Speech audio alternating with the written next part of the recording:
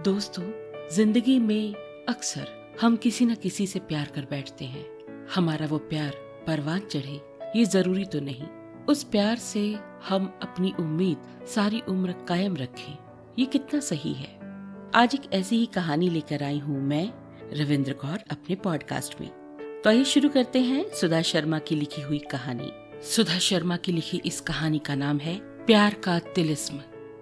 आज अचानक 20 साल बाद निशा को सूरज का फोन आया। पता नहीं क्यों 5 मिनट बात करके निशा को अच्छा नहीं लगा और फोन रखकर निशा अतीत की स्मृतियों में चली गई, जब वो पहली बार सूरज से मिली थी। वो नोटिस करती थी कि कोई उसे छुप छुप कर देखता रहता है। किसी की आंखें निशा को ढूंढती रहती हैं। जब सूरज ने पहली बार निशा को हेलो कहा था तो निशा का मन बहुत खुश हुआ था, क्योंकि स्कूल की हर लड़की सूरज के आगे पीछे घूमती थी, सूरज पे मरती थी। वही सूरज सिर्फ और सिर्फ निशा को चाहता था और उसके आगे पीछे घूमता रहता था। इस बात का निशा को बड़ा गर्व था कि स्कूल का सबसे समझदार, होनहार, पढ़ाकू लड़का निशा के पीछे पीछे घूमता है।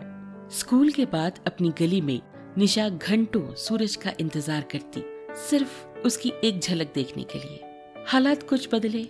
परिवार के दबाव में आकर निशा की शादी कहीं और तय हो गई और निशा ने सूरज से अलग होने का फैसला कर लिया। सूरज एक समझदार और निशा की भावनाओं को समझने वाला लड़का था, लेकिन निशा की किस्मत में कुछ और ही लिखा था। निशा को अपने स्वभाव के विपरीत शराबी, बात बात पर मारपीट करने वाला, बेरोजगार, कम पढ़ा लिखा और निशा के मान सम्मान की चिंता न करने वाला पति मिला। परिवार और 2 बच्चों की जिम्मेदारियों ने चंचल निशा को शांत रहना सिखा दिया। निशा ने अपने इस दर्द भरे जीवन को अपनी किस्मत का दोष मानकर स्वीकार किया। निशा ने अपनी भावनाओं को कुचलकर अपनी जिम्मेदारियों और अपनी गृहस्थी को भली प्रकार से चलाने का पूरा प्रयास किया। निशा भी एक पढ़ी लिखी और समझदार लड़की थी। उसके भी कुछ सपने थे कि उसे भी कोई प्यार करे, कोई उसकी भावनाओं को समझे, उसकी मान सम्मान की रक्षा करे। लेकिन अब आगे के जीवन में ऐसा कुछ नहीं था। फिर भी वो अपनी जिम्मेदारियों का निर्वाह बहुत अच्छे से कर रही थी। उसके जीवन में एक खालीपन था जो उसके पति ने उसे दिया था। पर कभी कभी जब वो मायके में सूरज को दूर से ही देख लेती थी तो उसका सूनापन कहीं कम हो जाता था। सूरज की अच्छाइयाँ, सूरज का प्यार उसे शक्ति देता था। पता नहीं क्यों आज सालों बाद सूरज के एक फोन से निशा बहुत आहत हुई। उसका मन भावना विहीन हो गया।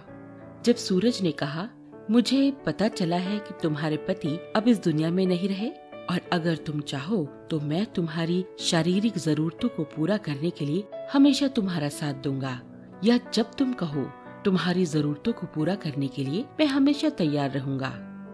ये शब्द निशा के मन को कहीं बहुत गहरे तक आहत कर गए। सूरज के प्रति निशा के मन में जो प्रेम, आदर, सम्मान था वो एकदम से छूमंतर हो गया। सूरज की बात सुन के निशा के मन में जो सूरज के प्यार का तिलिस्म था आज वो टूट गया। उसके मन में यही एहसास रहा कि क्या किसी का प्यार सिर्फ शरीर तक ही सीमित है? क्या मन की भावनाओं का जीवन में कोई मूल्य नहीं? क्या प्यार शारीरिक जरूरतों तक ही सीमित होता है? पता नहीं क्यों आज सूरज की बातों ने निशा के मन को नहीं छुआ, लेकिन एक पल पहले तक जो निशा शादी के बाद भी प्यार के लिए तरसती थी, सूरज के इन शब्दों ने उसे भावना विहीन कर दिया।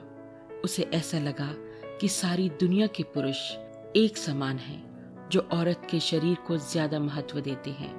उनकी भावनाओं की बजाय औरत की भावनाओं का शायद कोई मान सम्मान, कोई मोल नहीं। पता नहीं आज सूरज के शब्दों का निशा पर क्या असर हुआ कि वो अपने आप को सूरज के मोहपाश से मुक्त महसूस कर रही थी, कि आज खुद को वो बहुत खुला और स्वतंत्र महसूस कर रही थी। आज निशा को लगा कि उसके जीवन का लक्ष्य प्यार और शारीरिक जरूरतों से ऊपर उठकर कुछ और होना चाहिए। ये थी हमारी दोस्त सुधा शर्मा की कहानी प्यार का तिलिस्म। आपको ये कहानी कैसी लगी आप मुझे जरूर बताइएगा। आपको पता है मेरा email ID है rj.ravindrakaur@gmail.com। फेसबुक पर RJ रविंद्र कौर आप मुझे फॉलो कर सकते हैं और इंस्टाग्राम पर आप मुझे ढूंढ सकते हैं रविंद्र कौर 8954 के नाम से। दोस्तों, अगर आपके पास भी कहानी है, अगर आप मुझे कुछ कहना चाहते हैं तो मैं इंतजार कर रही हूँ। मिलते हैं अपने अगले पॉडकास्ट में। तब तक के लिए स्वस्थ रहिए, खुश रहिए एंड हैप्पी लिसनिंग।